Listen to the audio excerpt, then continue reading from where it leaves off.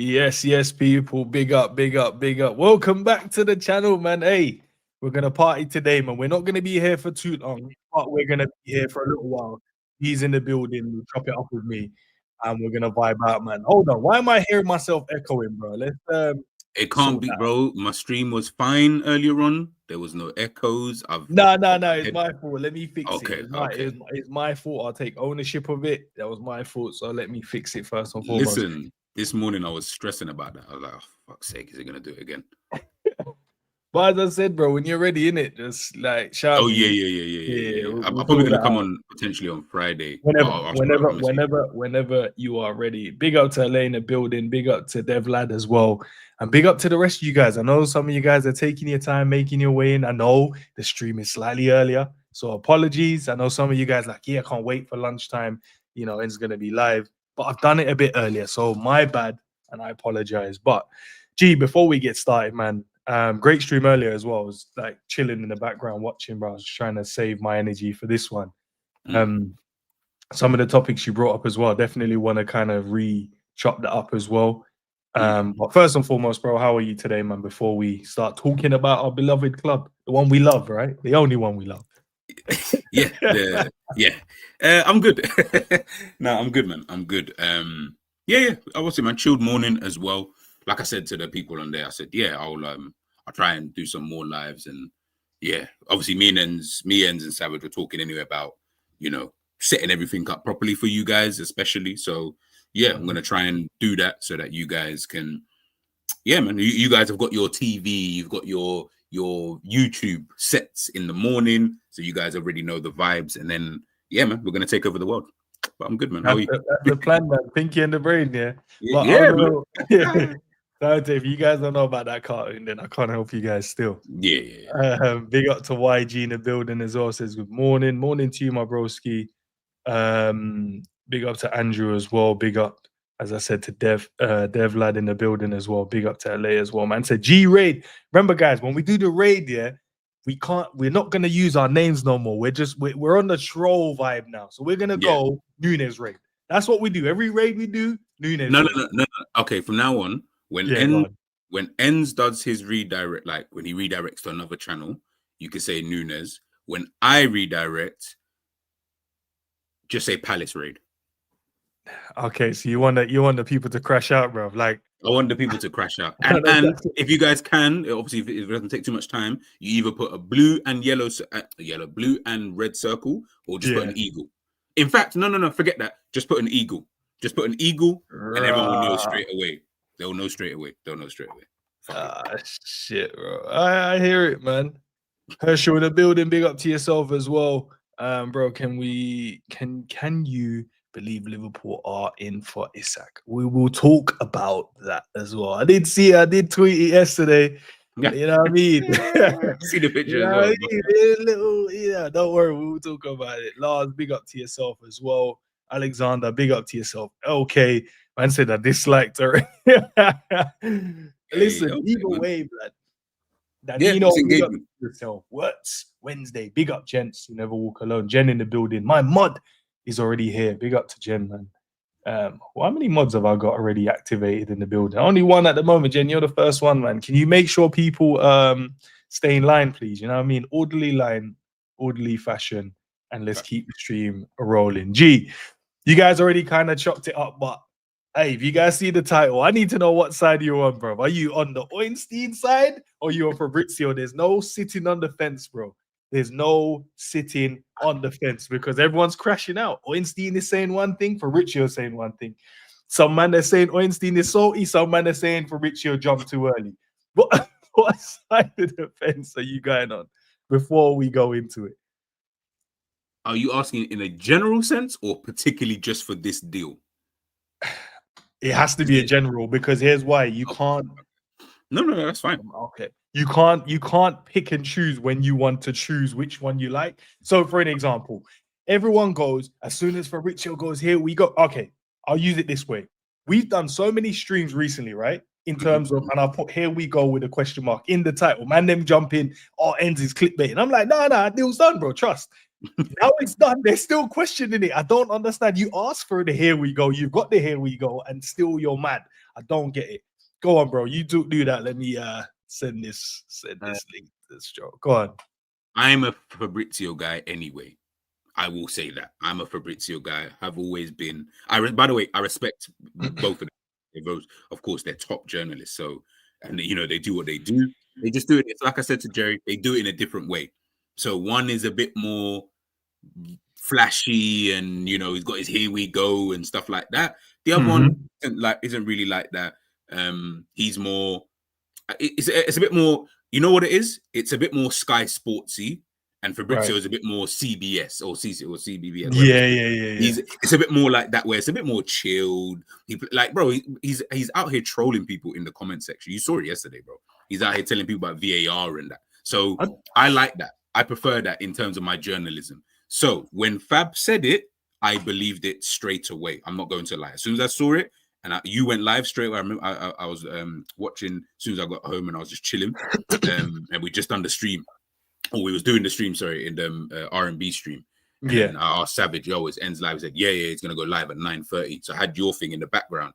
And I see, obviously, you and 3 other people. So Dr. Blick on there and 2 other people. And I said, okay, say no more. All right. Ends had it up on the screen. I said, cool. I came off my stream at midnight, said to Savage, cool, I'm going to bed. I'm going to shout you tomorrow. He said, cool, we'll speak tomorrow. I then went on my phone for the last time, because I forgot to, and you know what, how I knew? Because I forgot to like the video on Enz's stream. So I said, let me quickly like the video before I forget. Otherwise, I'll just forget and I won't do it till today. I then go on Twitter. I see Ornstein say, yeah, nah. So basically, it's not done. I said, what is going on, bro? Nah, listen, let me get Stro in the building, because Stro messaged me so many times about the deal being done. Let me get him in the building first and foremost. Big up, Stro. Man said,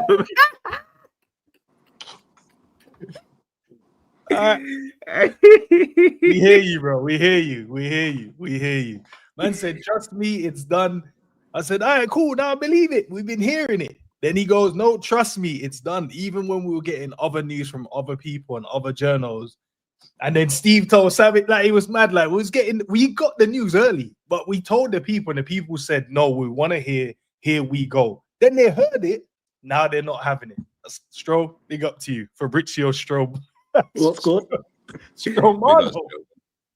Fabrizio Romano is in the building. There you go, sir. Can you educate us on this particular deal? Because some of us are way behind, including... it's not some of us are way behind. The UK journalists are way behind. Like, when you look at Paul Joyce, he tweeted on Saturday or Friday that £130 million bid was in, 100 million and 30 million up front or add-ons. That was over a week and a half ago. The UK journalists have been behind this deal for a long time. The most reliable is, I think, it's Axel Hasse from Bild. Okay. He's been the most reliable on this. And so basically, this is the way, the reason why Ornstein, Joyce, and people haven't jumped on it yet is because there's a bit of a discrepancy with the final fee. So basically, this is what it is. It's 140 million euros is the final figure, which has been agreed, which includes, so it's 118 million, which is what I sent, which includes add-ons, etc., etc. However, Fabrizio reported 150 million euros. Now, in that is a 10 million add-on, which is for exceptional circumstances, which is a Ballon d'Or clause. So if Florian Wirtz went to Ballon d'Or, we will pay Leverkusen an extra 10 million. So the actual figure in its entirety is 150. However, we're only paying 140 because of the Ballon d'Or clause. Now, I expect Ornstein and them to announce tonight, tomorrow, and I expect Wirtz to be flying today, do part of his medical today, part of his medical tomorrow, and then it's Florian Friday for the announcement, is what I anticipate. The deal's done. The deal's been done. Like, the amount of meltdowns I've had in my DMs, like, oh, there's nothing. It's like, just relax. The deal's done. Kirkheads will be done within the next... Kirkheads will be done over the weekend. And then it's on to AI9. AI9. You know, in my head, I was thinking, like, who the hell is AI? Okay. Ed's just speechless. Nah, do you know what? You know why? Because I told you when I built a team in my mind, yeah. And when I've been playing EA, and I'm like, yo, if we could create this team could be outrageous, you know. And we're close to completing this team. And because Isak has been the one I want, bro. He's the one I feel like that's the needle mover. That like Florian Wirtz is the needle mover. So is Isak. If we get them, I feel like every team we play against. I think they just accept defeat. And bear in mind, guys, that's not mentioning Mohamed Salah yet. He's just the side piece at the moment. The guy that's got the most goals and the most assists in the Premier League last season. He is the side piece if you go and get these. Do you know how much problems that causes every other team we play against? Yeah, no, and this is the thing. Like, I'm not saying 100% we're getting Isak. I'm saying 100% we're going to go for him. We're gonna try. It all depends on. Look, Isak, from what I've been told, favours a move to Liverpool. Would love to join him. I don't know how pushy he's going to be with Newcastle. So it's an up in the air. But we are 100% going to do everything we can to go and get him. Like I said, Kirkes he's one that's going under the radar. That kid for us is going to be absolutely phenomenal. But yeah, the UK journalists have been behind on this Wirtz deal for days and weeks. Like I said, G, you were in the group chat last year when I was talking about the whole. Was it last year? Or was it the year before? The whole Lavia thing and so Bosley and people like that. Like, it's funny because Stroh's always been every time everyone keeps like it'll be like Matt or someone, they'll post something, bro. Stroh's just chilling. Stroh's always chilling in the chat. He's like, bro, it's already done. And then literally maybe 24 hours later, we then get news, and I'm like, bro, you should have just listened to Stroh when he said it was done. Because I don't feel like, even let's just say, and I don't know, even regardless, why would you say that in the first place, knowing that you're going to look silly by saying something that isn't even remotely true? Do you get, like, it's like me coming out saying, no, we're going to try go for Haaland this summer. I haven't got no basis for it. Just because I like Haaland, or I've heard a whisper that Haaland got his hair cut by one of the Liverpool barbers. No, it doesn't work like that. do you get, you know what I mean? It doesn't really work like that. So when he said it, that's when I remember I sent it to you in the group chat. I said, nah, Stroh said the Frimpong thing is done. And then that's when Jerry was asking me about like whether it was true. I said, boy, if Stroh said it's done, then I guess it's done. Like, there's not really much else I can say after that. At that point, we have to wait until it's official. So and this is the other thing, right? So a lot of people are saying that Fabrizio jumped early. Sorry, Stroh. 1 second, brother. There you go. Apologies, mate. 1 second. Let me sort that out. There you go, bro. Apologies. Yeah. So a lot of people are saying that Fabrizio jumped early. This isn't to criticise people's knowledge of how transfers work or anything like that. This is more to educate.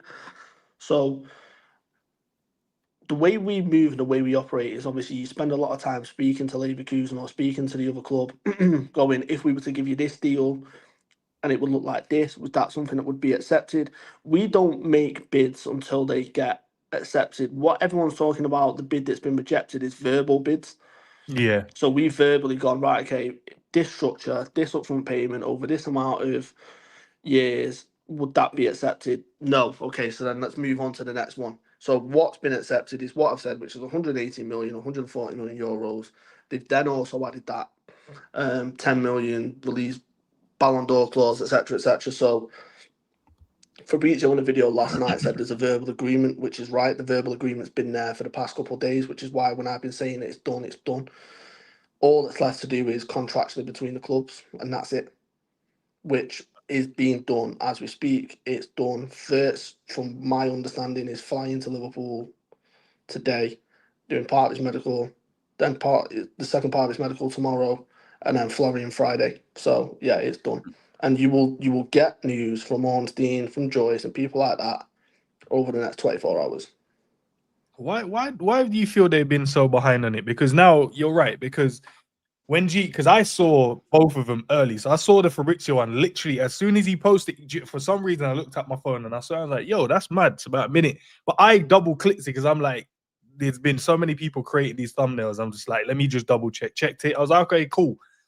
Then about an hour later, maybe 35 minutes later, I see Ornstein one, and then I saw the Sky Sports stuff, and I was like, why is he going against what Fabrizio's saying instead of just going with what he's saying? I'm not saying he has to follow what he's saying, but 9 times out of 10, that's what I've seen them do. They've always credited each other, whoever drops the news. Because of how bad the reporting's been on the actual final figure and the discrepancy of it. That's why. And so for people like Ornstein, especially people like Joyce, they won't jump until they've got 100%. This is the final figure. This is what the structure looks like. They won't do that. Right. So the Ballon d'Or clause was a big thing, massive thing, because that then jumps it up an extra 10 million and takes it to 150 million euros instead of 140. Whereas when you look at how Bild have reported it, it's exactly how it is. It's over 5 years, 140 million euros. That includes add-ons. That's what the deal is.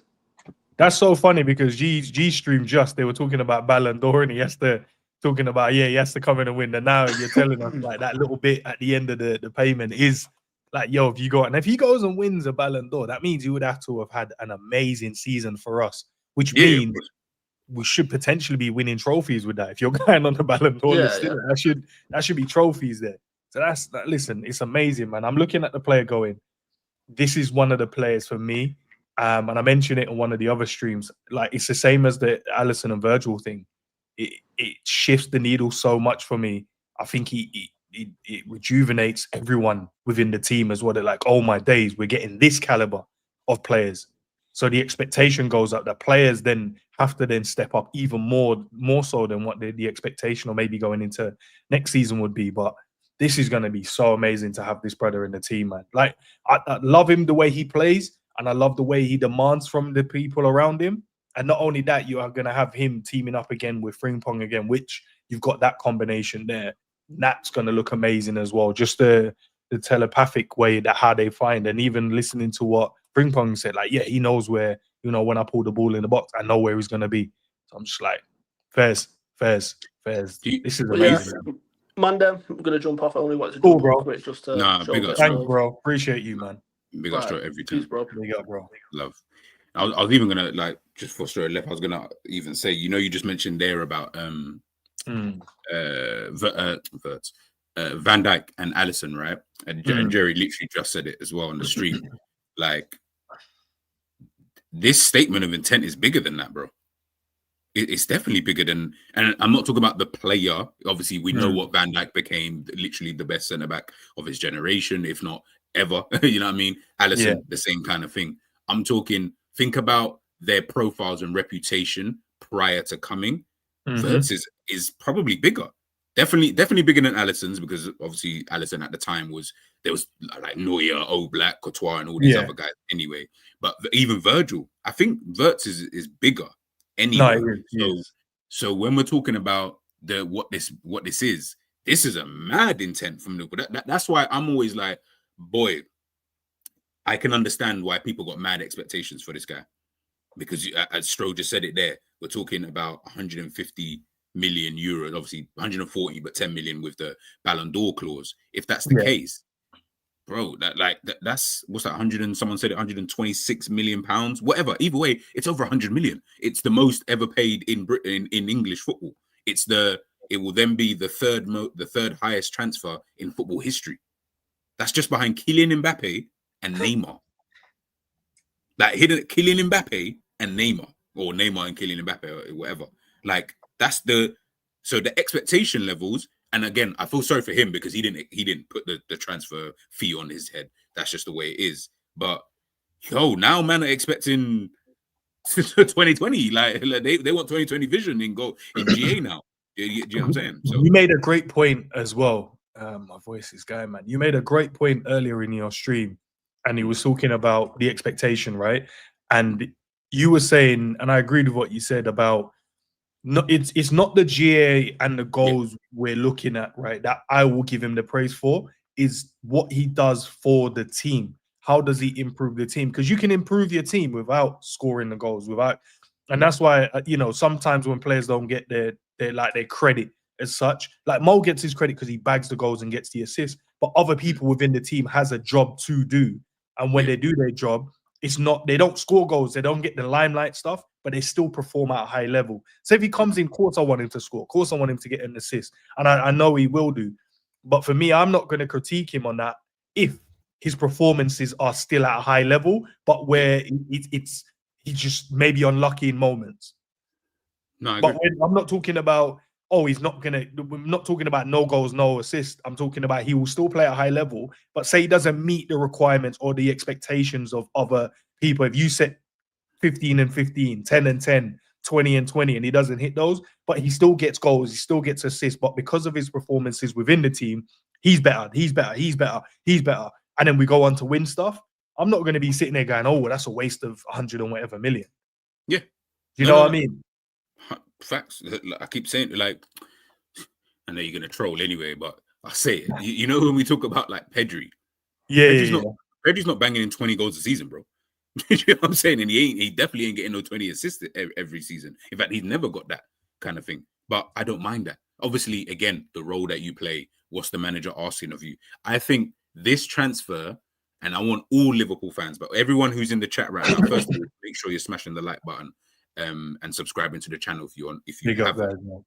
But I want this transfer, I want everybody to focus solely on what is the manager, like, let's do this together, guys.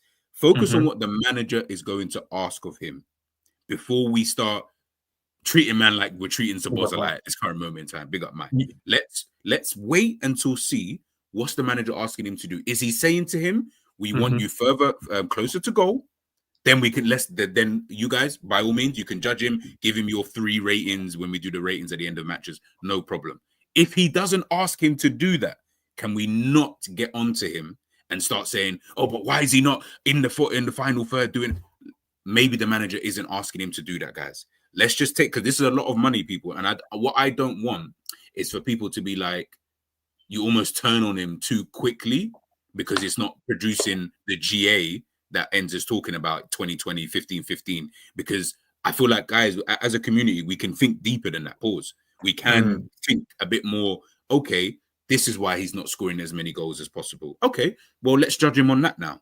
Because we judge Modric not on because Modric is getting 30, 40 goals a season.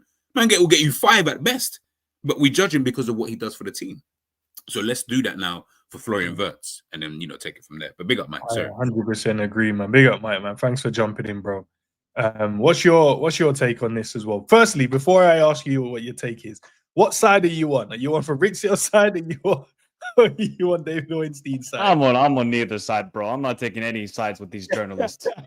These guys just trying to make money any way they can, which fair play to them. But I mean, Fabrizio, first he puts the bomb emoji and then he drops this. He knows what he's doing. They know what they're doing. I mean, if you give me a preference, I prefer Ornstein because he doesn't tweet every 10 seconds about a player. I mean, how many times has Fabrizio tweeted about Jonathan David? The dude hasn't moved yet. And I think he's like 100 tweets about him. Oh, he might be moving here. Oh, he's going to be a free agent. Like, journalists do their own way. Yeah. They do it their own way. So I'd probably go with Fabrizio on this one. He's gotten like Liverpool news correct in the last couple of years. So you got to give him credit. But I'm not choosing sides here. Nah, fairs, man. What's your thoughts on the deal, though, in terms of the financial package? What do you think he's coming in to do? Did you hear what like me and G was talking about as well in terms of we've set expectations in terms of numbers, but if he doesn't hit it, like where do you stand with that? As long as he probably performs in a great manner. Look, no player is worth 150 million. If Florian Wirtz is 150 million, Lamine Yamal is 500 million. That's how it would go by. Because Lamine Yamal is going to be the best player in the world, no doubt about it, in the future. I mean, Florian Wirtz can be one of the best players in the world. I just can't fathom that you spend 150 million on a player. Now, don't get me wrong. I would happily pay it. It's not my money. John W. Henry, we finally found his American Express card. Because now he's spending the money that we've been hoping for the last couple of years. You're not just pinching away, oh, let's just spend a little bit here, a little bit there. Oh, let's just do the release clause for McAllister. I can't remember how much was Gravenberch, like 30 million, 40 million. So those are the sort of deals where they're good. But you also, if you want to get the best players in the world, it's nowadays in football, you have to spend the money. I mean, look at Real Madrid are going to spend 17 million on Mastertuono. This guy has had 1.5 professional seasons, but he's not really worth 45 million right now. But it's the market. And the transfer from Neymar from Barcelona to the PSG, it completely destroyed it. Because then Neymar went for some crazy money. Mbappe went for crazy money. No player. Like Mudryk went for 90 million or 80 million. From Shakhtar Donetsk to Chelsea. And he didn't prove anything professionally wise. So the market is fucked up. But at the end of the day, it isn't our money. And I will happily pay anything for Florian Wirtz because this guy, he is the one. He is the one. He is the one like Musiala, like the Lamine Yamal, all of these players. I mean, I cannot wait to see what he will do on our team, and I cannot wait to see what Slot is going to. I'm more intrigued to see. I know what Florian Wirtz can bring to this team, but it's more about what does Arne Slot see in the player. Is he going to allow him the freedom? Because if Bayer Leverkusen, I mean, the guy was getting all the freedom in the world. He was sometimes on the left side, the right side, combining play with either Grimaldo or Frimpong. So I'm more intrigued to see how Slot is going to use him in this side, but with Kerkes and Frimpong making overlapping runs and making runs in behind over and over again, Florian is going to be cooking. He might not get you 10 goals this season, people. I can tell you that right now. He might not get you 10 goals, but he'll probably get you 15 to 20 assists this season. Not in all competitions. I'm saying just in the Premier League, he's getting 15 to 20 assists because his vision, his IQ of the game, he plays at his own pace. Everybody else plays at a crazy pace. High octane. Florian is a guy who calms it down. He's very much, for me, like Kaká. Kaká would use that burst of pace when he needed to. But when he needed to slow it down, Kaká did the same thing. I just see the same exact player. And, hey, man, look what Kaká did. He won the Ballon d'Or. He won Champions Leagues. He won everything.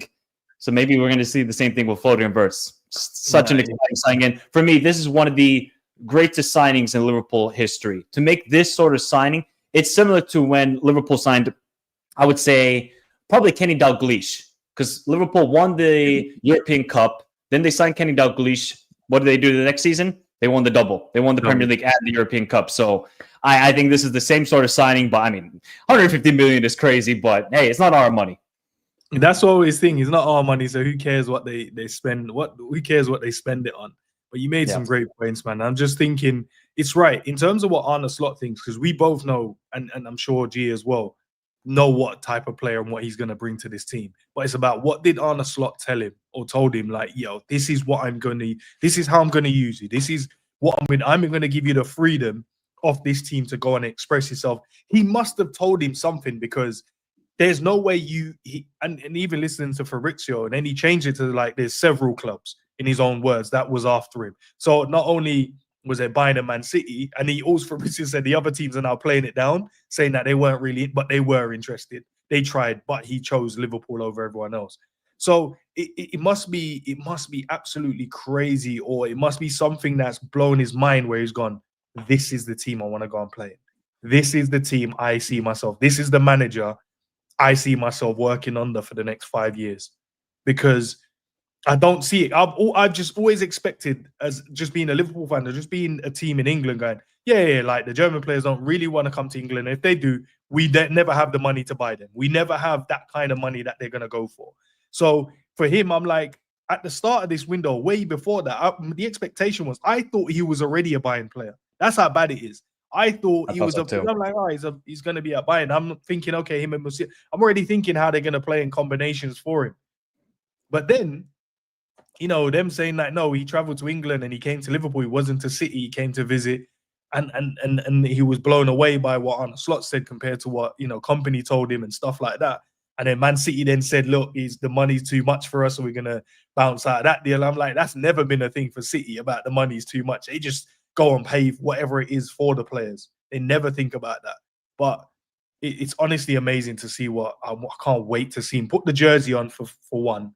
And then, that first game, just to see how he integrates with his teammates, just to see what kind of partnerships, because we know he's good mates with Frimpong, but we don't know what other partnership and friendships and what other combinations he'll then fall into, where he's just like, I like the way this brother plays, so we're going to link up really well. I feel like Curtis, I feel like McAllister, I feel like these are the players he's going to really hone in on. I think these guys are going to be the ones where he proper knits in. And you're right about, Frimpong and Kirk bombing forward. Those overlapping runs we've missed for years. We've missed that for so long, where it opens up a different avenue. It allows space for the other wingers to either go on the outside or the inside, because there's always going to be someone making that run as well. And it also allows that simple goal. That simple goal we've seen Man City score time and time again. Overlap, roll it into him, square it across, tap in. It can be that easy. But for some reason, we want to score the the cut inside and top corner goals always, or cut inside, back post cross. We just want to do that always, where it can be simpler. We can score better goals. We can make it easy. We can put ourselves 2-3-0 up and then go and try all of those fancy stuff after, like the other teams. And listen, the Premier League is going to be very exciting as well with Man City signing Ryan Cherki and stuff like that. That's the one that everyone's kind of looking at. They're going to compete. I don't really care what they're doing, to be honest. I don't care, bro. It doesn't matter. It's just that give props to both players. They're amazing players. I know it's Man City and their rivals, but guys, man, if you're just a neutral or if you just enjoy football, right? Seeing Cherki and Florian Wirtz go to the Premier League, and I'm not the biggest Premier League fan. I obviously just watch it because of Liverpool, but them going to the Premier League, it's showtime, baby. It's showtime settings right now with the Premier League. Because those two, and now you're kind of looking at Arsenal, and you're like, Arsenal, you better do some business. Because the other two guys, they mean business right now. Obviously, Man City had to make a lot of these signings ahead of the Club World Cup, but for Liverpool to have this sort of intent early on in the transfer window, they said that's a sign of intent and a message to everybody else. And I think that they have learned their lesson from when we won the Premier League and the Champions League, where we didn't do a lot of smart business. We just did like okay, we'll get the Thiago here, the Jota here. But we didn't get that world-class player that can elevate the team even more. Man City consistently did that time and time again. Liverpool have learned their lesson, and they said, we need to get the guy. And the guy is Wirtz. I don't know if we're going to sign any more players. Maybe if we sell Darwin Núñez, because that's one thing that Ornstein did say in the tweet as well, that Al Hilal could be going for him. But I mean, Wirtz going to Liverpool, it's a fever dream for me, bro. I would never have thought this move is going to happen because, like you, I thought, okay, he either go to Bayern Munich or Manchester City. Those were the two clubs where I honestly thought, it's final between those two. When Liverpool got involved, I was like, are we actually going to do this? We're wasting our time. Like I thought we were wasting our time. I was like, I thought we were wasting our time. I thought, we're just going to do another Caicedo, Lavia, BS, Zubamendi BS, where we're going to show some intent and then we pull out of the deal because it's too expensive.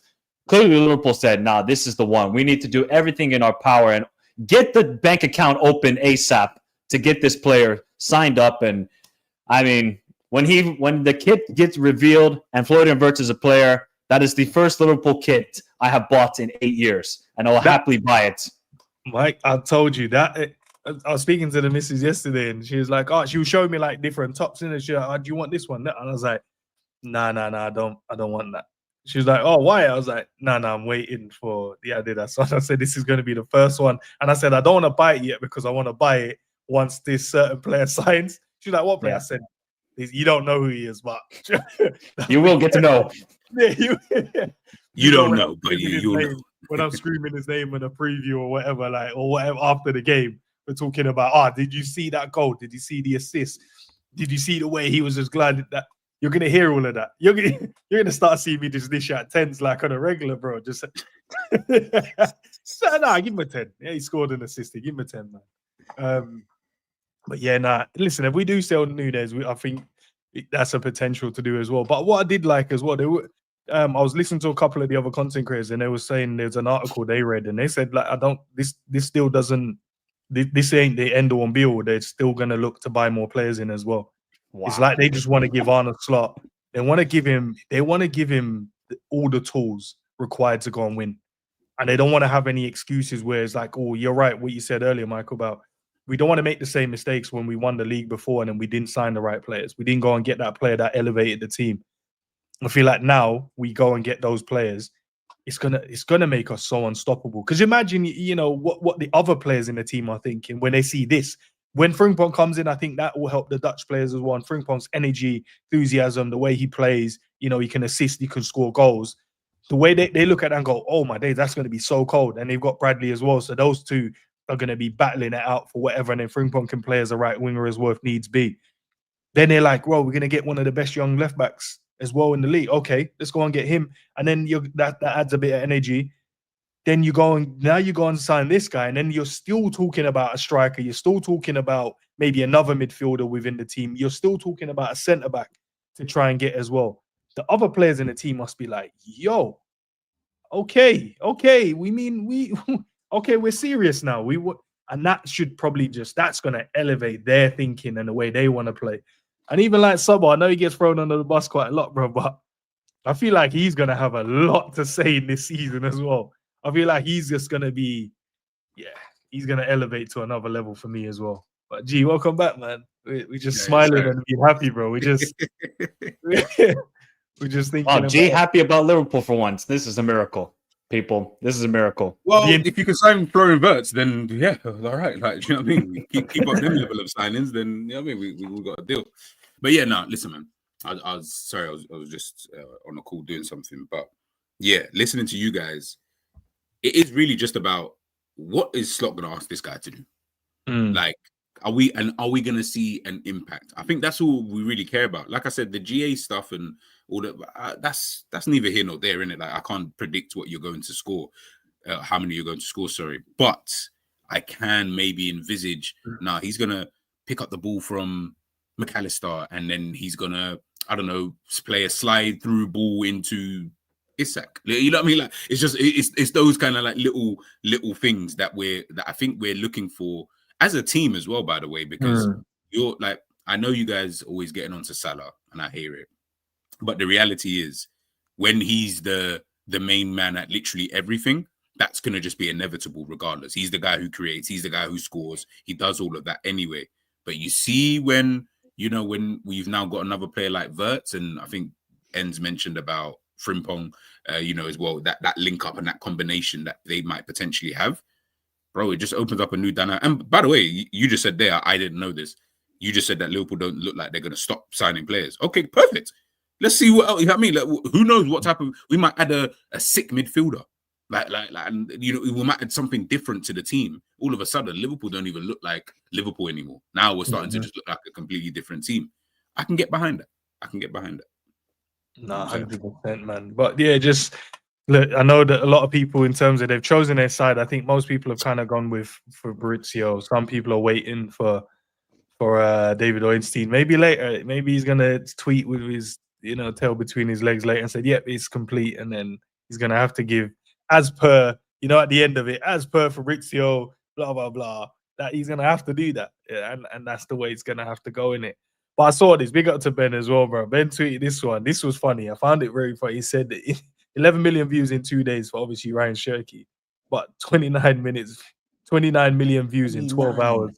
My God. Oh, Florian Wirtz.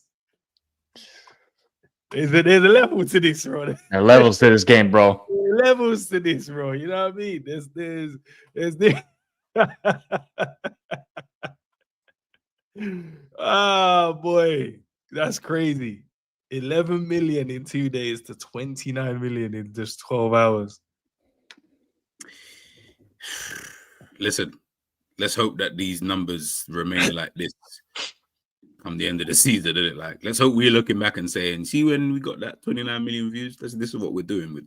This is what we're about. We got the 29 million views trophy. That's what we got so far. Yeah, man. Yeah. So far, we got that. Let's hope that we that we end up, on the right side of this, ultimately, because all we care about is winning trophies anyway. To be honest with you, this stuff is just facts. This obviously this is funny, to be fair, because that is quite amazing in terms of the engagement, but also to what Michael, I heard what you said about Fabrizio Romano. You see this? Okay. This is Fabrizio Romano's. Yeah. Okay. Yeah. So we're saying that's 40 million views that he's gotten in 2.5 days. That's just Fabrizio Romano's page. He's received 40 million views of 2 transfers. Forget the transfers, who they are. He's got 40 million views. Of course he's going to do the update thing, Michael. Of course he's going to keep updating Liverpool. Bro, I would do... Bro, if that was me and I had a blue tick and these were my numbers, bro, you eye emoji, like, popcorn emoji, all the emojis out there. Everything. And even when I'm bored.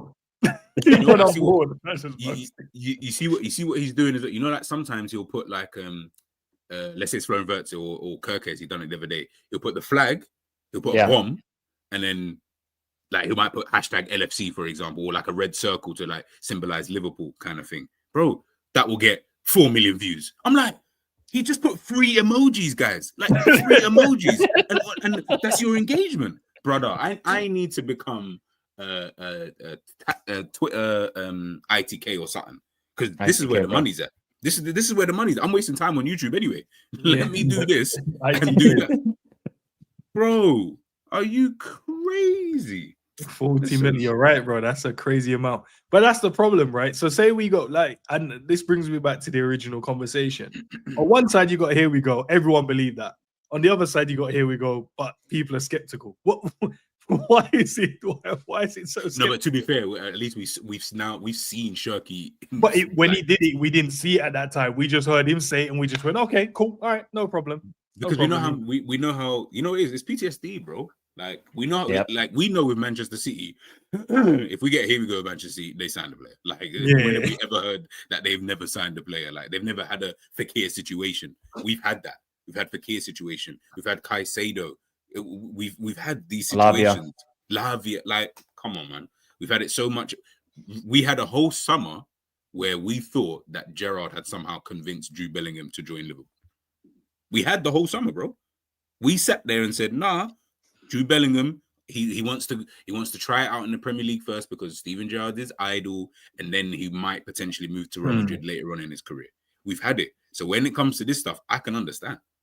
I can totally understand as to why people are looking at it thinking, yeah, now we don't believe it until we get the Liverpool official video that they do for these players and stuff like that. So, yeah, man, it is what it is. But listen, once he signs, I think everyone can finally rest. But what's really good and what I'm hearing is Kirkez, let's keep going. Like whatever players you want to sign, obviously I don't know how many more he wants to sign, and I'm going to assume it's going to be based on sales as well, just to, because the squad's going to be too big.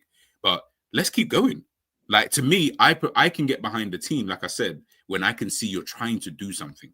You're 100%. Making some type of intent. When you're not doing that, that's when I start to get sick of you, because I'm like, bro, but you're not even trying to, like, by the way, signing Wirtz, bit word to Jerry, signing Wirtz does not guarantee us anything. There's no guarantee that we win the Premier League. But you know what it does for me? I can at least get behind it and say, at least we're trying, though. At least we're trying to do that. I can't blame the club for trying. I can't do that. That just depends on what happens on the pitch. Then it's down to Arne Slot. You got to pattern it up yourself. But I can't blame the club for trying. So this is me. This is us trying. Keep going, man. Keep going. Nah, facts. Yeah, you spoke about the Kirkez one as well, man. So once that I think that will be wrapped up, because once this one is done, they can turn all their attention on. And I think they've kind of done everything anyway. It's now about just putting in the bid, right? For Kirkez, the contract stuff, they've reported saying that's all been agreed. Wages and length of contract. He wants to come to Liverpool. This is the reason why City ended up shifting from him going to get Nori instead.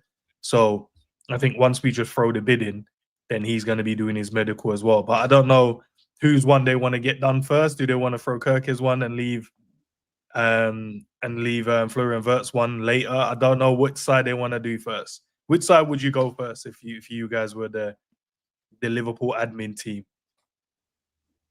First Wirtz. Okay. Kirkez is just the cherry on top. No pun intended, coming from the cherries. Oh, but yeah. Kirkez is a good player, but I mean, everybody's just salivating of the news of when Liverpool say they have signed Wirtz. So I think you got to get that one done, dusted, announce it, get the shirt sales going, because that's going to, I don't know how many shirts they're going to sell at this point. I mean, it might be 10 million at this rate. Kirkez, I feel bad for him, because then he's like, okay, you come behind Wirtz and, people are still happy, but there's not like that. There's not that hype that there was for Wirtz, but Kirkez is still a good player. And if we still sign more players, according to you, Enz, holy shit, this might be one of the best summers we've ever had. Because you were definitely considering what we had from 20. Do you remember in 2010 we signed Jovanovic and fucking Poulsen? These sort of players. I remember. And now we're signing Wirtz, Kirkez, and Frimpong. Oh, people don't know how bad it was 15 years ago. They don't know how bad it was. The fact that, we could be critical of FSG, and rightfully so, because I don't think they have always been the best owners for us. But now, John W. Henry, as Trump said, you are a great businessman. You're a great businessman. What do you guys think then it is then? Michael's obviously saying that they haven't really been the best owners for us, right? And I agree, by the way, they haven't. What do you think is different now? Because obviously before, I don't know if and by the way, I don't know the financial side, so you'd have to educate me on that. But is that? Do you think because now we are in such a great position financially, like better than we were before, they feel that this is the best way? Do you think they learn from the first? Like, what do you think? You know what? And I feel like I think it's down to your own perception. I think because look, when Klopp came in, the team that we started with isn't the team we ended with, right? Yeah. So during that period, we had to have signed players. They did sign him as players, but Klopp was particular about who he wanted within the team. The right personnel needs to be in the way they behave inside and outside of football. These are all things, and obviously they have to be talented. So there's moments when we went and got Alisson, Virgil, Fabinho, Mane, Salah. We went and bought these players. Robbo. We went and bought players. Went and bought Kanate.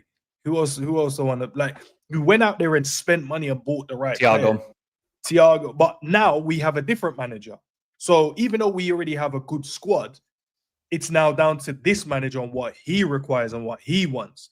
And because obviously you're right, because we haven't spent like loads and loads of money over the years like that, we put ourselves in a good financial situation. So if the manager comes in and goes, he's the guy I want because he's going to help us to go and win multiple trophies, they have no other reason but to trust him, especially coming off the back of the Premier League. Because now they'll be like, oh, so you won it without signing. So what in their mind, they're like, whoa, if we give you this, like, what are you gonna then go on? Like, do you know what I mean? That excitement within any owner, they'll be like, yo, if I go and give him this, I wonder what he's gonna go and achieve because he did it with this. He did it with these players. If he goes in and gets a better number 10, a better left back, another right back that's gonna compete, we go and get him a striker. Do you know what I mean? It must be exciting to kind of feel maybe as owners. And plus, they're probably like, do you know what? We have to, because there's no way a new manager comes in and he doesn't get backed, because then the fans will turn on him.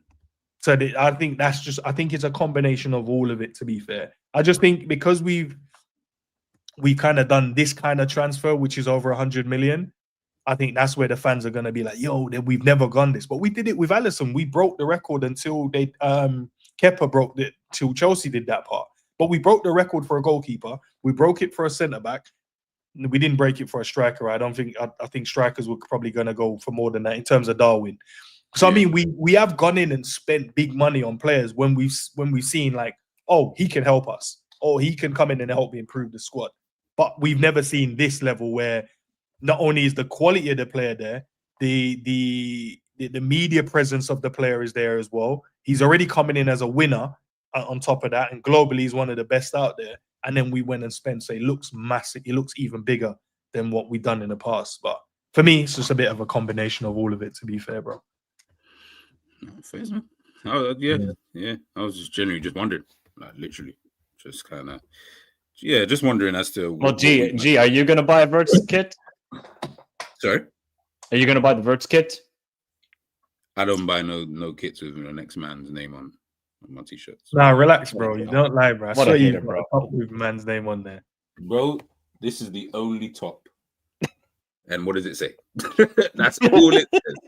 I'm gonna go D for Gerard. That's what I'm gonna say it stands for. Yeah, there you go. You can't you got next man's name on your top. What year is this kit? This is. Oh man, that is 12-13. 12-13. 12-13 or 11-12. Oh man, Warrior with those horrific kits. Oh man. Look, see, that's just see, like it's never ever someone else's. We don't do like a next man's. You know what I'm saying? No, I think the one I had an England top with Gerard on the back, but other than that, I've normally put my surname on the back of my shirts. But I'm You definitely. said you're gonna get Wirtz on your back. I have to, bro. No, I have to. It's just a must. I'm not disagreeing. I'm not. Listen, if you want to get Wirtz on your back, that's calm. Do you know, bro? We're actually trying to sign all them young midfielders in the world. Do you know, like the ones that had Gravenberch, the one that you think, one of the top young talents out there. We went and got him Sobo before. Obviously, came to us one of the young talents out there. Florian Wirtz, one of the young talents out there. I wonder who else. Is out there. Why not buy Chetic? I saw you called him Sergio. No, he's there as well, but he's he's got. Would you get his name? Would you get? He's injured. He's injured at the moment, so we have to wait. But he's still a Liverpool player. We have to wait and see. The expectations are different for him, innit? Like, so we have to wait and see. They are different, bro. They are different. All right, guys. On a scale of 1 to 10, do you think this is possible? This particular deal. This is definitely a 2 out of 10 possibility. It ain't happening. Mike is spoken. G, where's your mind at? Chat, I'd love to know what you guys think. Where are you guys with this? Out of 10, do you think we can make this happen? We go and sell Nunes, go and sell a couple of other players. There's okay. How much do you think the transfer fee would be that Newcastle would want? Yeah, 110. They got Champions League football next season. 110, I reckon. 110. No, definitely not 110. They want 150, 170. Nah, I don't think that much. I don't know. To a rival club in the Premier League. I think if they sold it to Barcelona or another team out there or PSG, they would give them a discount. To another Premier League rival, they're going to want 150. So he hands in a transfer request as well. You're trying to start wars with Newcastle and that. Like. No, it's not about starting wars, but it's like know your place in it. That's all it is. Wow. Damn. Wow. Know your place. Because Newcastle that's fans, I didn't say anything. Let's let him beef that one out with you.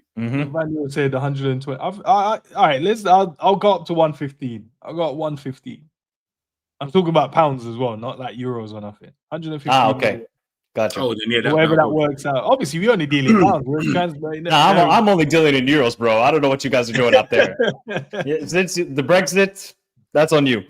So then it works out to be close to what we did with thinking. We just add a couple of add-ons in there, spread it across. Because how much is the Wirtz deal in pounds? Is that like 120?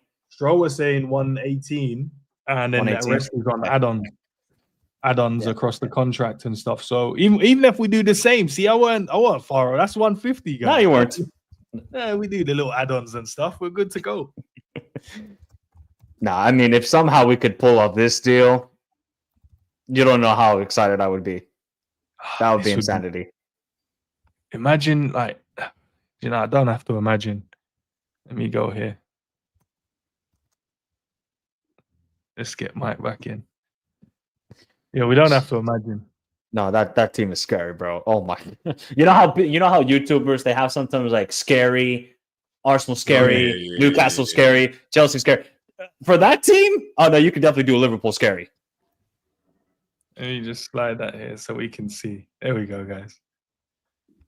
Alisson in goal, Frimpong and Salah down the right hand side, Kirkes and Diaz down the left. You keep your combination in there of Gravenberch and McAllister, but then you have on the bench, you got other players, Sobbo, you got Jones that can come on if you need them to. Sorry, go on. Florian Wirtz in the 10 can drift and operate wherever, and then you've got the killer himself, Alexander Isak. Sign a midfielder. That team looks amazing. Gee, I don't know why G, what if you want to sign a midfielder? Which midfielder? I don't know. I really don't know. He just wants one. I need one. I need a good midfielder, and that two isn't good enough for me to do whatever it is that everyone. Not with the front line that you've got. I just don't trust that two behind them because they're not good enough to do what I would like them to do. Not saying they're not good in general. They're just not good enough to do. What would you like them to do, G? So then that gives us a bit of an... Okay. And then we can try and find the player you're looking for. Yeah. Players who are comfortable in possession. Players who are comfortable in tight spaces, under pressure. Players who are good at passing and can get themselves out of most situations. Not every player can get obviously out of every situation. But so that's Kimmich then. I was yes, yeah. I mean, yeah. I don't think we would ever go in for someone like him anyway, just because of his age and stuff. And I know Liverpool don't really do that.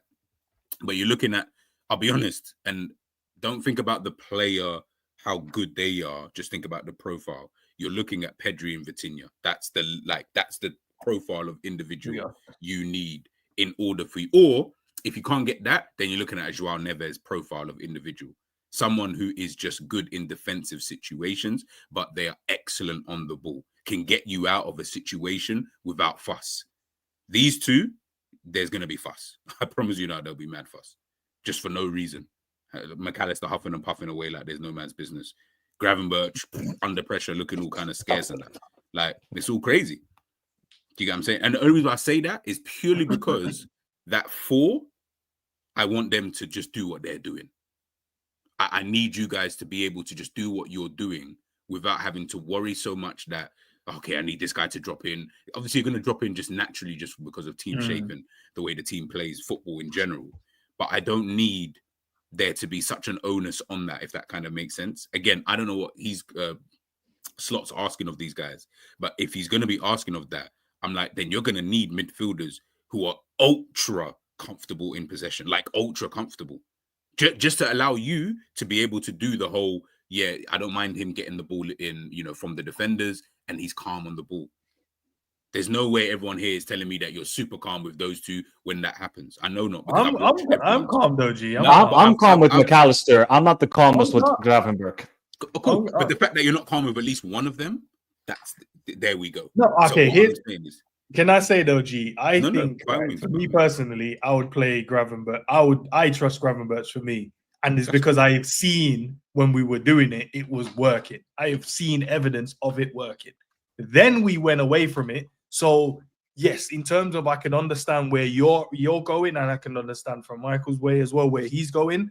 But I saw Gravenberch being able to receive the ball off the back line, turn, create space, drive it. I've seen all of that under pressure, with no pressure. I've seen it. But if you want a different style of player, then I'm not going to argue that either. No, again, like I said, I'm not saying sell Gravenberch, by the way, before everyone starts crying their eyes out. I'm not saying that. What I am saying, though, is yes, if you can go and get that, then great. The rest is all fine. Would I want someone better than, not even better than Luis Diaz? I'm tired of watching Diaz and Gakpo anyway, so I just wanted to see something different, but I'm not going to stress you about that. You can keep that forward line that Enzo's got. I'm good with that. But that midfield, I'm just saying it now before we have these conversations in 6 months' time and whatever. I'm just saying that midfield isn't going to do what I think everybody would like for it to do. And I'm confident that people are going to be disappointed with it. Everything else will probably be fine. And in the bigger picture, it probably will be calm because Liverpool can score goals. We can do this, we can do that. But I'm just not comfortable with those players in there. That's just me. Again, that's just...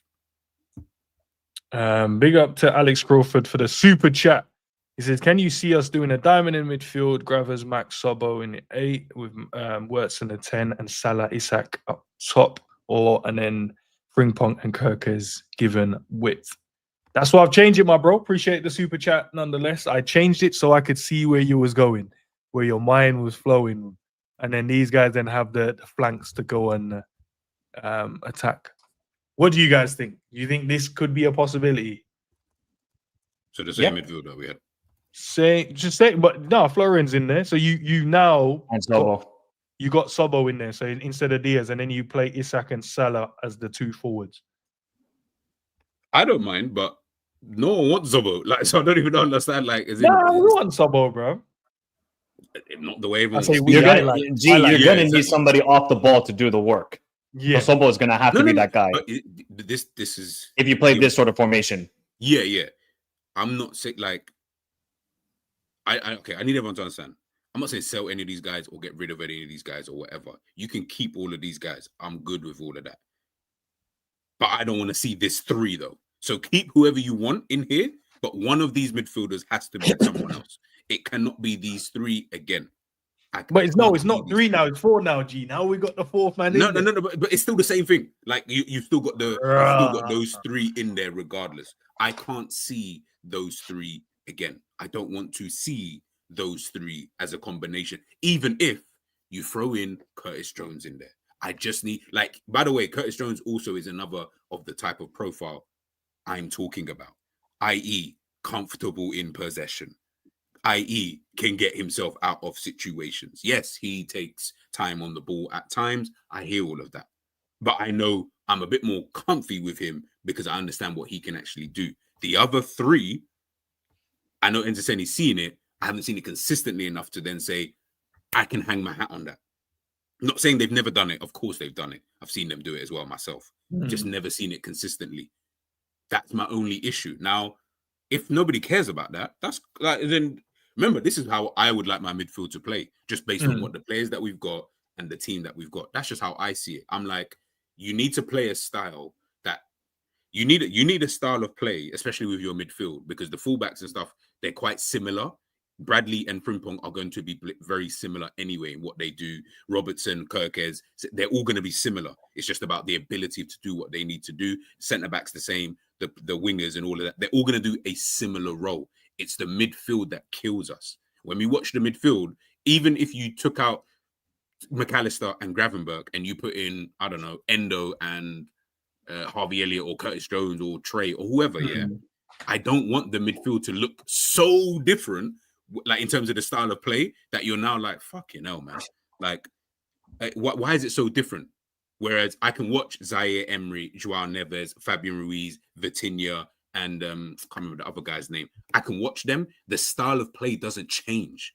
The quality does, because obviously they are quality players, but the style of play does not change. Do you not think that could be do you think that's probably a stylistic thing though, G? Because yes, that's my point. That's what I'm saying. Hear what I'm gonna say, because you're right. We know that no matter if they change it, that's the way that PSG plays, right? But we've seen these guys individually outside of that system. That's not the way they were playing. They didn't look like these type of players. But now you put them in the right team with the right manager with the right system. Now they're looking like better players. Could that not be the same now? Even though we've already had a year of Arne Slot, which is fair. It's a fair assessment that you gave. But now, say we go back to what we originally tried to do, but now we've got the personnel within that to do that. Would you then go, do you know, actually, these guys have enough within themselves to play that style of football? If they can do it, again, if they can do it, that's not like, I need people to understand as well, not you, but like people in general. If they can do it, no issues. I've not seen them do it. So I can't sit here when we're talking about players and all of this kind of stuff or style of play. I can't then say, yeah, no, that's calm. Like I know he can do it. I can't say that because I've never seen it. So I can't even be like, I can't even picture it because I've never seen it. Like now in my head, I'm like, right, you really are asking them to do something that they've probably never really done, and it might look different. Not saying that they can't do it, they might be able to do it, and it's calm. Like I said, they're probably going to keep the midfield the way it is anyway because these guys are all young.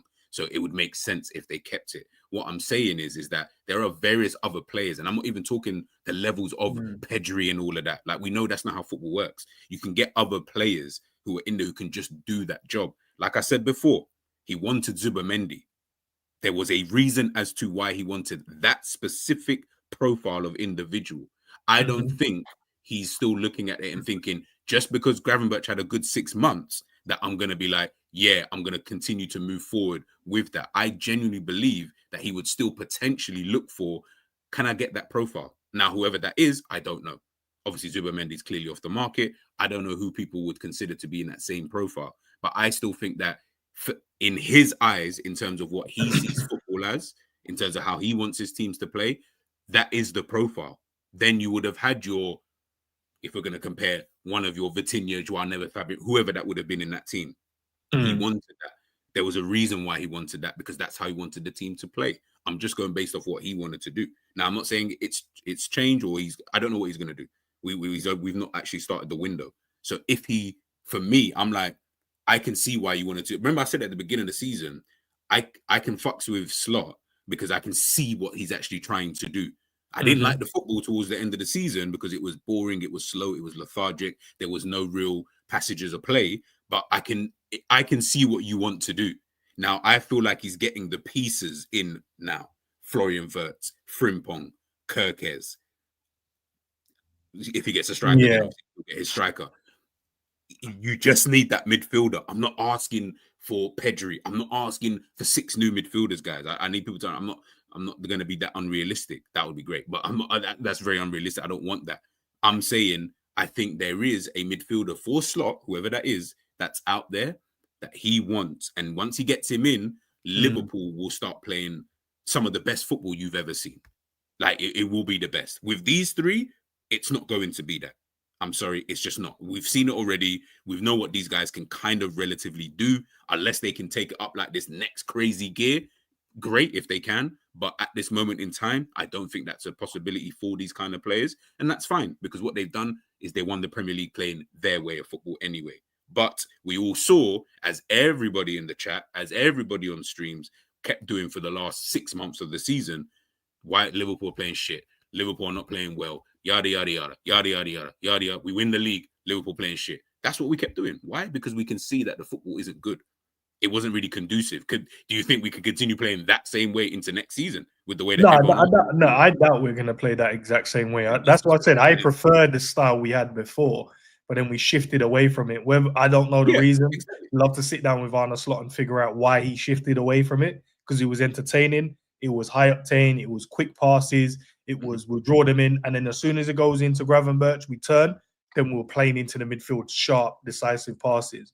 But Rishi says he agrees with what G is trying to say, but we need a midfielder to spray passes around from deep. Yes, something like that. Just Thiago would have been, as much as he pissed me off whilst he was here, that's the kind of player I'm talking about. Like a Thiago. He just came wrong, right player, wrong time.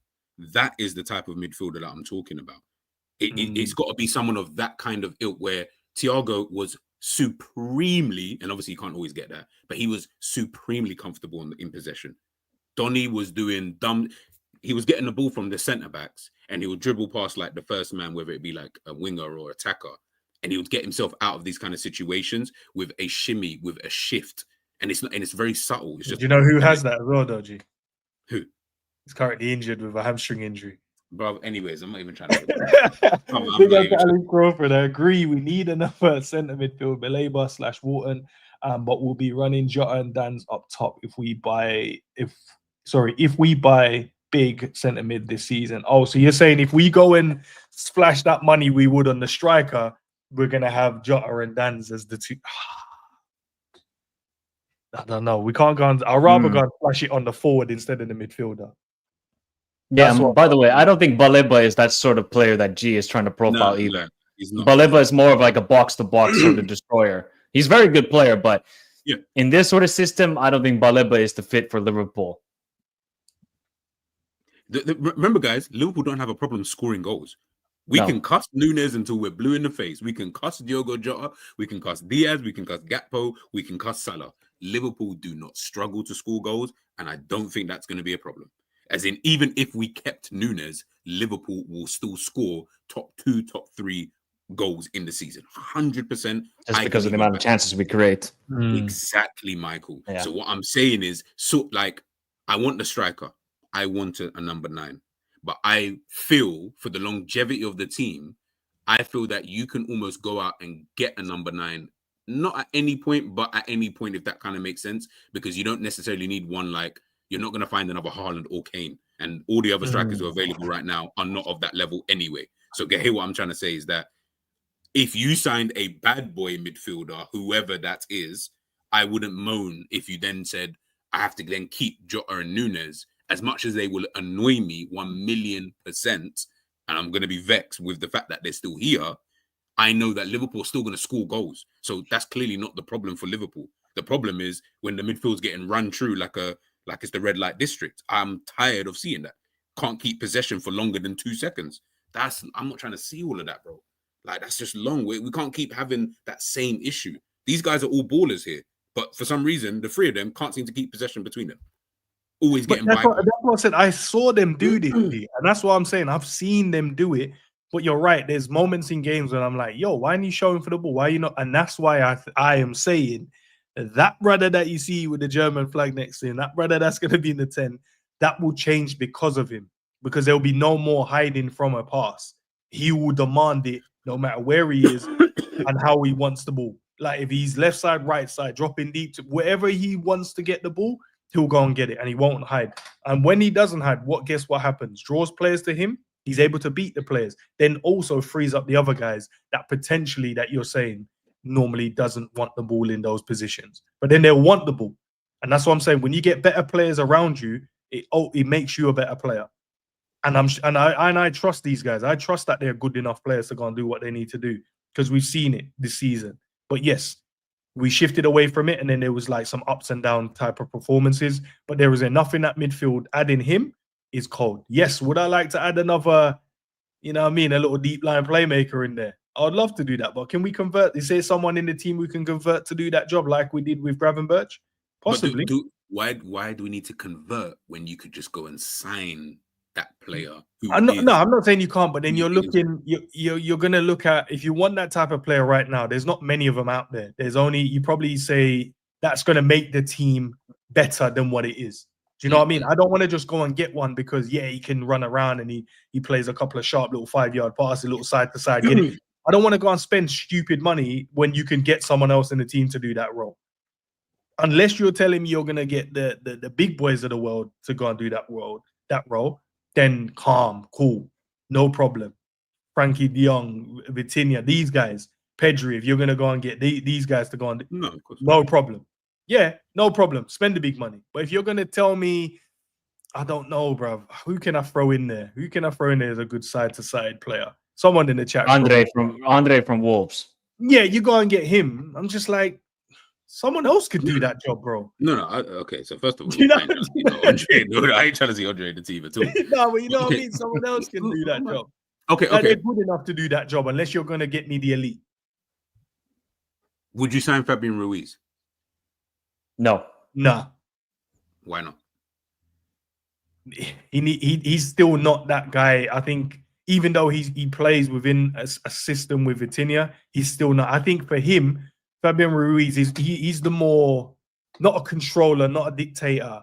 He's more of like, he helps out with both sides of it. Sometimes if he's getting overdone, he'll make sure he does the defensive work. Sometimes when we need to retain it, he'll then do that. I think he's just a guy that fills in when other people are lacking in their jobs. So he's not the type of player that you would go and give that specific job you're talking about. For me personally, he just facilitates everyone else. He's the wrong profile for what you're trying to say, G. He's not that controller dictating the play from deep line playmaker. Fabian Ruiz is not that sort of guy. He's sort of the off-the-ball movement, late runs into the box, sometimes combining play at the edge of the box.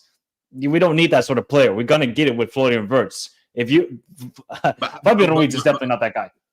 Okay, what I meant with Fabian Ruiz was the level of that type of player. Like, that level. I don't know how you guys see that level of player.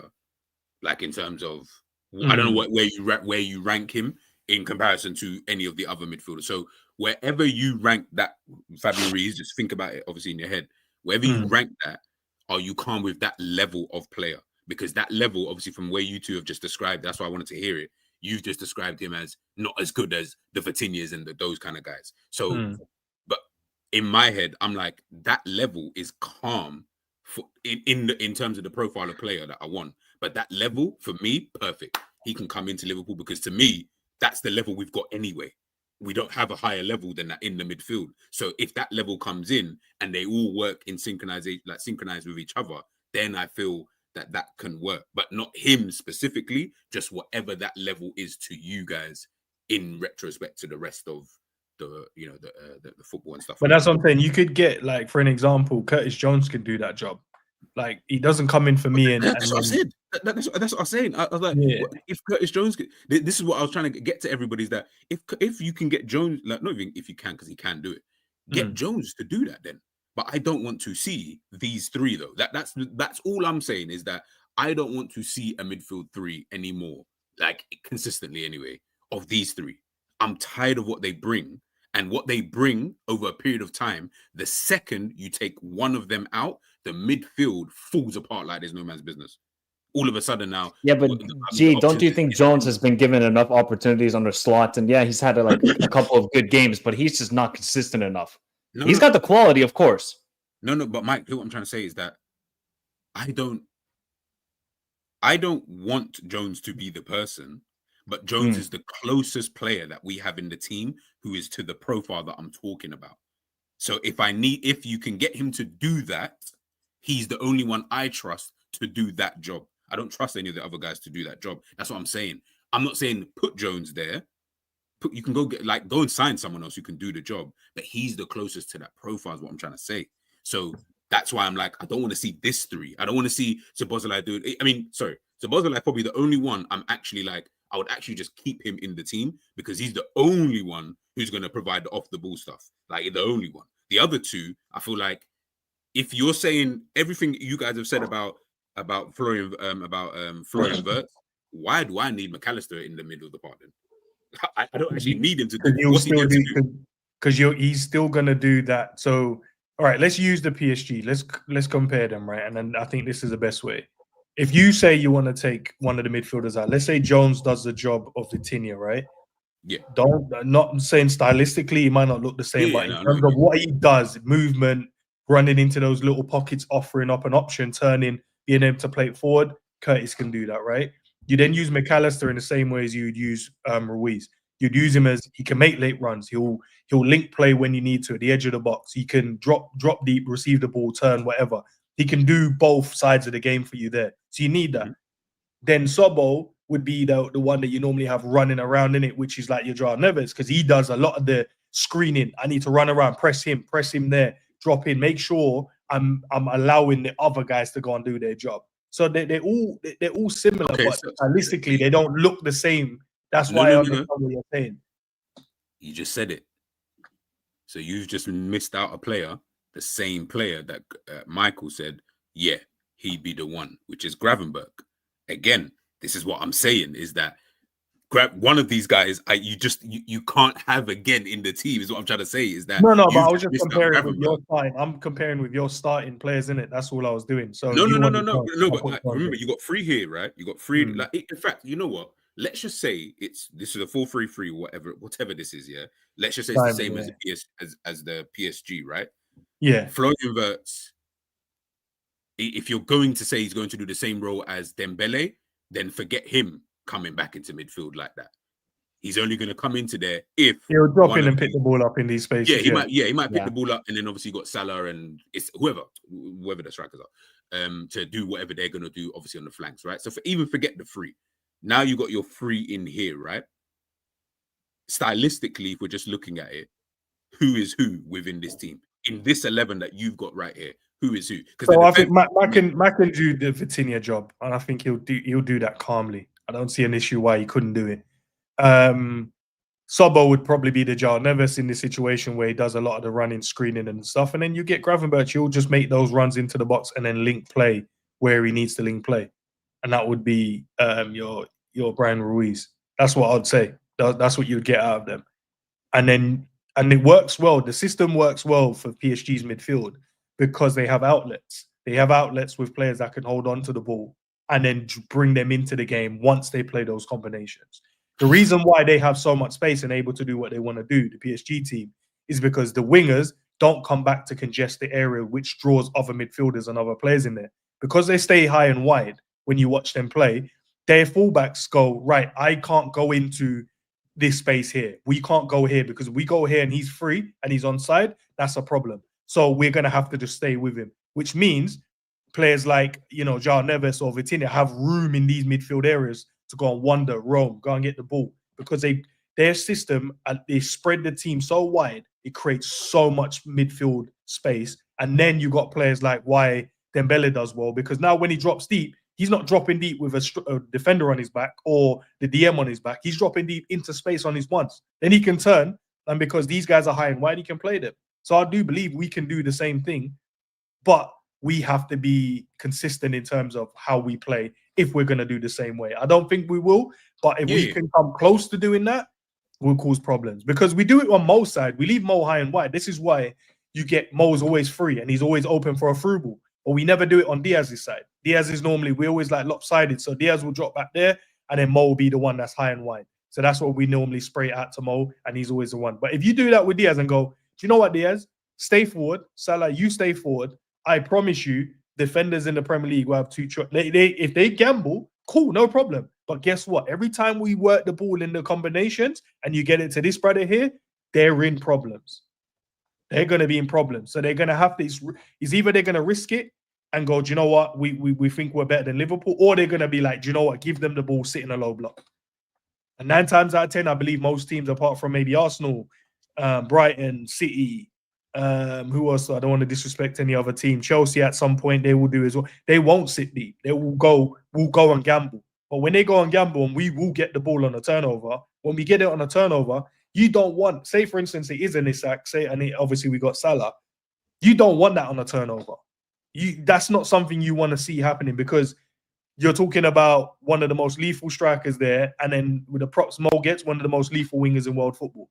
You don't want to see these two bearing down a goal every 2 seconds with one of the best created 10s in the world.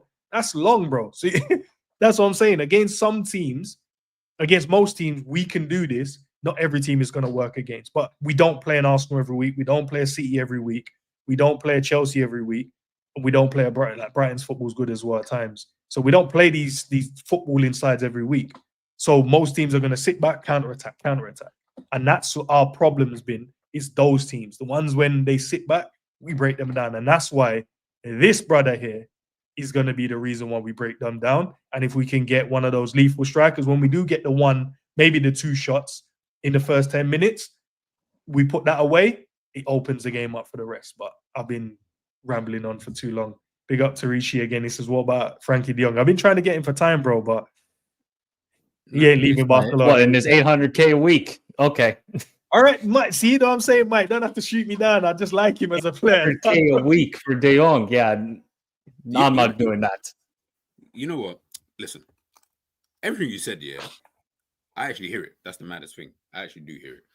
And I think it's because you have the faith that they can do it. That's why. Yeah. So the reality is, because you do, that's that, like, in theory, that does work. I'm not even going to say it doesn't, because it plainly does. I have zero faith. Like, to me, I'm like, I just don't think it works with the players that we've got. Like, even having Isak out on the left, I don't even think that would even work. Like, I don't even think it would work for what Liverpool and what he needs to do in order to be somewhat effective, so to speak. That's why to what you said, I don't even think Liverpool are going to try and play that way split like so much. I think we've got principles like them, i.e. you're going to get the 2 freaking flying fullbacks and stuff like that. They're going to help out overlaps, underlaps, and you know, all of that kind of stuff. It's just really where you then play someone like a Florian Wirtz. That's why I can't wait to see the first game of the season, what he does formation-wise, and during pre-season, as you said before.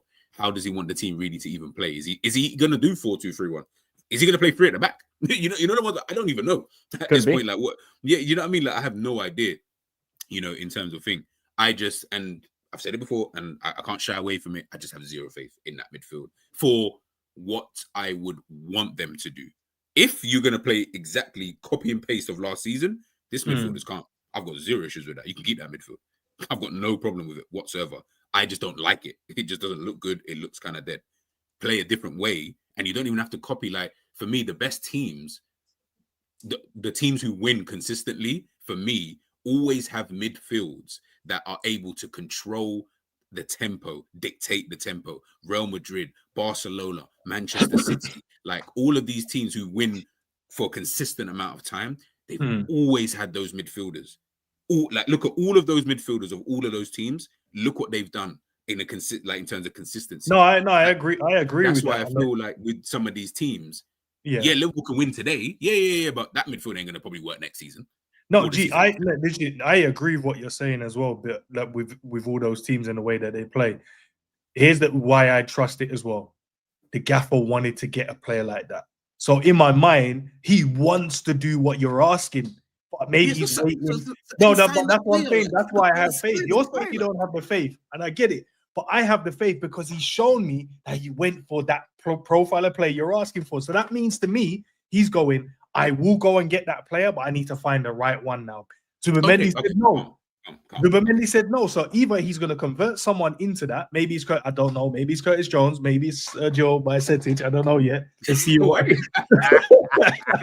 Alan Morton. See, like, I know we're joking, but I'm saying we know he's gone for that profile. So I know he's looking at the game the way you're looking at the game. He wants someone in that deep line role where he's going to control the tempo and how we play, being able to receive in tight spaces, being able to spray passes, into feet, fire it into the 10, fire it into the wingers when needs be. So I know he's looking at that. That's why I have my faith there. But whether or not he goes and buys one or he converts one, I think we have to then wait and see before we judge it. But preseason is going to be very interesting as well. I know we've got a few games. I don't know if you guys seen the list of the preseason games yet. Let me see if I can find it. Let me see if I can find it and I'll tell you guys. Yeah, I did screenshot it. Okay, here we go. So we got Preston, we've got AC Milan, we got Yokohama, we've got Atletico Bilbao, and it says ×2. So I believe we're going to play them twice, that means, right? So Yeah. We've got 1, 2, 3, 4, 5 games. So we got 5 games to play. That's so far preseason. That's what they're saying. The club is saying that we're going to play. So we play on the 13th of July against Preston away. AC Milan, 26th of July. Yokohama, we got them on the 30th of July. And then on the 4th of August, we've got Bill. So I don't know. Are we going to play are we going to use probably our stadium, play the whole 90 minutes and then use a completely different 11 and then play another 90 minutes, you think? Probably. Or it's 45 times 2. Oh, we'll go 45 and that's game 1 and then 45 game 2. Maybe. Because they're saying it's on the same day, innit? So maybe what did Klopp used to do? 1 half, 1 team. Did we ever do like a ×2 where we played 1 team and then? Yeah, did we do it last summer? I think we did it a couple of times under Klopp. Remember we played what's that Spanish team? Did we play Las Palmas? We did play Las Palmas, but I can't remember if we played them back to back. I can't remember now. Oh no, but was that either that was on the same day or that was literally 1 day apart? Maybe that was a day. Is it Sevilla? Let me check. I can't remember. I'll double check. Yeah, because you're saying Sevilla. Yeah, I'm sure we played. I could be so wrong. Maybe we didn't, and it was. Yeah, he's saying look with 2 games in 5 hours, back-to-back friendlies.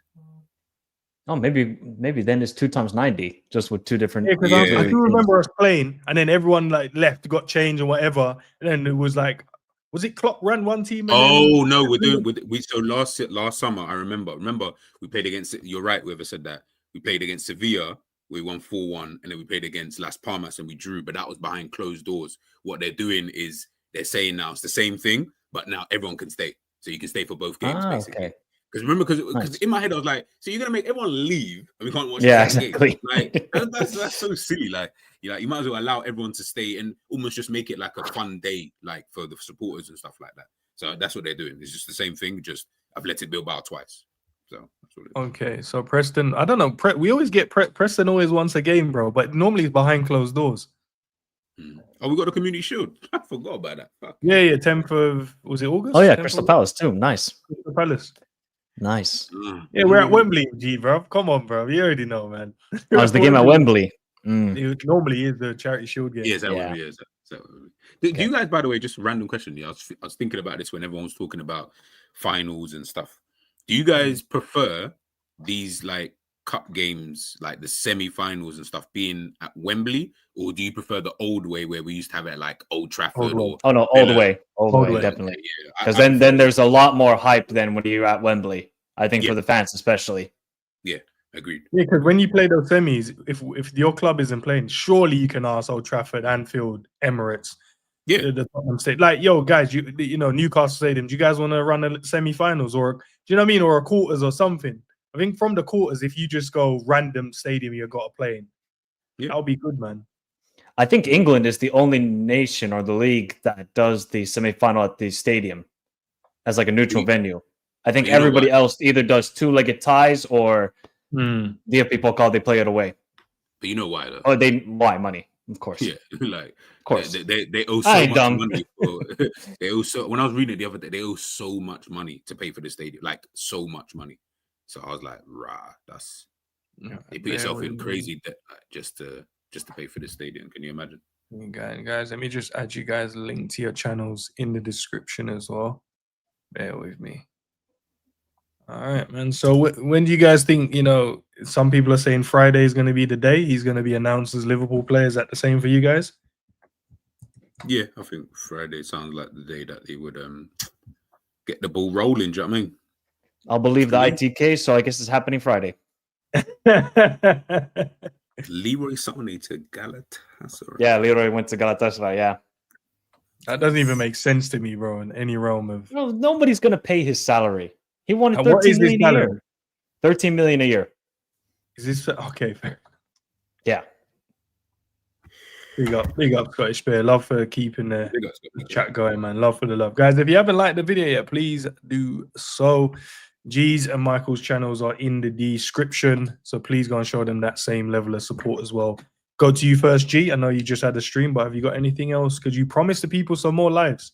Don't know if you're going to stick by that or you've lied to them. I mean, I definitely said I'd give you more lives. I didn't say I'd give them more today, but they will there will be videos. This evening, I've got the video. If you're a member, you'll see the videos anyway. If you go on my channel, you'll see. You can watch the videos now if you are a member. But I've got videos dropping literally the whole week. So today, I don't know. I'll choose between Kvaratskhelia or someone else. Fair enough. Drop that in the evening. What about you, Michael, bro? You got anything popping up today or tomorrow in your international football content? So got to talk about that sort of stuff. And then either this weekend or next weekend, I'll be ranking a lot of the transfers that happened, including KDB going to Napoli now, which is crazy to me. One. I don't know what they do in the midfield now for Conte, but wow, Napoli's midfield might be one of the best in Europe. So yeah, go check it out, guys. Okay, that's interesting. Hey, well, I'd say that's also one of the best too. Don't worry. Don't worry. I didn't hear, so I'll just make it. But gee, when I tell you a midfield of KDB, McSauce, Anguissa, Lobotka, and I know some people in the chat might be like, oh my God, Michael, what is that midfield? But people need to watch Anguissa. That guy is serious baller. But hold on. If I tell you a midfielder, Gravenberch, Szoboszlai, McAllister, that doesn't ring the same bells? Or, yeah, it does. To me, at least. To me, I'm cool. I'm cool with McAllister, so he's my guy. I'm forever will be. Same as Lucho. By the way, did you guys see Lucho's goal yesterday? Yes, I did. Yeah, it was all right. You know, it was cool. It was cool. I don't understand, bro. He's sitting down Argentinian players like they don't belong on a football pitch, but it's all right. Yeah, it was cool, man. You know, it was I didn't cool. like the hug from Messi. You know, I didn't like that hug from Messi. Still, that was. Don't know if he's whispering Barcelona stuff to him. I don't know. Don't want to. Barca, just sign someone else, man. Just sign someone else. You're not going to sign somebody else. You're not. No, but, okay, that 25 million is going straight to the goalkeeper. No, I'm good with that. My issue with getting Diaz is that where is he playing? Like, does anybody know where he's going to play? Probably up front, but Lewandowski's staying. I think he's a striker. No, that's fine. But we all know that if Lewandowski's fit, he is the number one striker. If he's fit, but he's 30. He's going to be 38 soon. You got to move on eventually. No. I'm not. I don't disagree. What I'm saying is that at this moment in time, like right now, I don't think he's looking at it, and I don't even think Barca really look at it and think, no, he can't just continue playing. I'm not saying that like they did this season, they'll do the same thing in terms of Ferran Torres was coming in game here, then he played 2 games in a row, then Lewandowski got injured, so then he plays more. I think it will be that. But Diaz is someone I think comes in, has to start. I don't feel like you're just coming in and you're gonna, you can play this cup game against fucking whoever. No, man, Diaz has to start games. But in my head, I'm like, where are you gonna start though? Because that front four, you ain't playing attacking midfield because Fermin or Dani Olmo, they're playing there 100%. So you ain't getting in that position. You are never getting in. Rafinha to the false 10, false 9, false 8, wherever you want to call it. I ain't putting Rafinha ahead of Olmo or Fermin. Like that's only if I need to rotate everybody. But because then I'm like, what do you tell Fermin? Okay, well now you've dropped a third choice when really he is actually good enough to start. Can't do that. Dani Olmo is good enough to start. Rafinha was Ballon d'Or level left wing. Bro, you can't change the team, bro. Diaz, shoot. You can go somewhere else. Before we head out, Rashi said, could we play a back 3? Could we play 3 at the back and Gravers as a sweeper? Could do. Honestly, I can't wait for the preseason. Guys, that's when I'll be locked in because I'm going to be looking in depthly how this manager wants to play. Because you have an idea how he sets up. I'll look at the first half and then how he sets up in the second half. For an example, last preseason, I remember the style we used in the first half was completely different in the second half. The first half, especially when you go and watch the Arsenal game, toe-to-toe, attacking, right? Then what we ended up doing, we went back into a low block position and said, you break us down. And Arsenal could not. I remember Odegaard and those guys were getting so angry because they couldn't find a route through the team. There was no space. So I want to see how he does that in this one. But yeah, guys, love for G and then Michael and obviously Stro for jumping in as well, man. Back live tomorrow. We'll find something to speak about. I'm sure there's going to be other transfer news. Maybe Kirkes, we get to Here We Go as well. Maybe Ornstein decides to give us, a tweet later as well, just to say, yeah, Fabrizio was right. We'll wait and see that one. Guys, I'm going to redirect you over to Kopish. I think they're doing a live video now. So do me a favor, guys. I want you guys to go over there. Don't do Ends raid. Just go and do Nunes raid over there because that's the wind-up we're on at the moment. That's the troll we're on. Just head over there, throw in Nunes raid, and I guarantee Drifty will like it, Cal will hate it, Matt will hate it. and I can't wait to see what their face looks like. So can you do me that one favor, guys? Do that. All right, guys, I'll catch you on the flip side. Peace out, man.